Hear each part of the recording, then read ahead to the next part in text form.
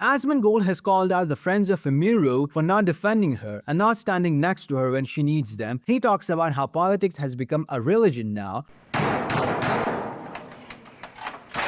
Creator ShoeOnHead has defended Emiru and absolutely cooked Denims for not criticizing apolitical creators.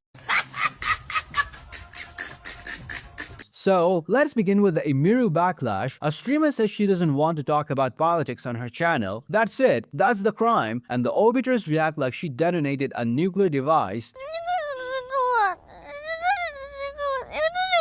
Suddenly, neutrality equals complicity, silence equals violence, and not tweeting equals being a secret supervillain. ShoeOnHead absolutely nailed this when she called out how these online mobs function like a cult. And never offense defended her. I mean, again, I wish more of the, like, I mean, again, I don't want to get involved in, like, Emmy's, like, her friends or something. Like, I don't know about that.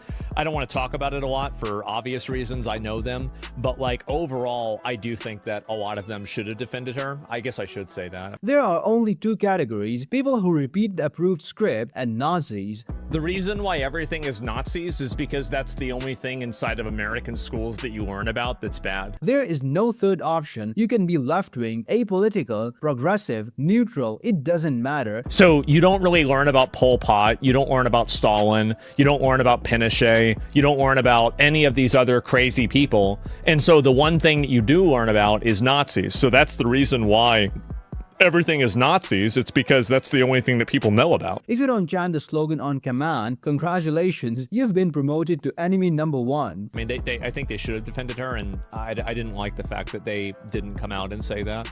And I think that, like, if you want to do that, that's fine, but it's important to keep in mind the people that, you know, don't do that for you, right? And here's where it gets darker. Emiru eventually issues a statement expressing empathy, a perfectly normal human response. Now, does the harassment stop? Of course not. It escalates, because apologies aren't about forgiveness in online cancel culture, they're about submission. Once you bend the knee, they demand more. Dissolve this person, denounce that friend, publicly cut ties, burn someone at the stake to prove loyalty. And I find it to be problematic. It's very problematic.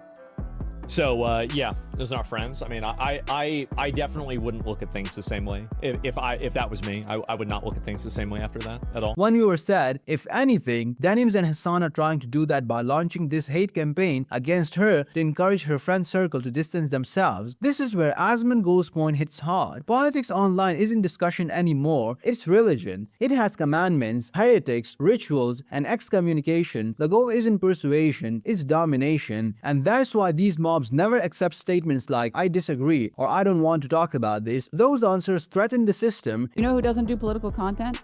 Cutie Cinderella. Cutie Cinderella literally never does political content. And even she's capable of saying, guys.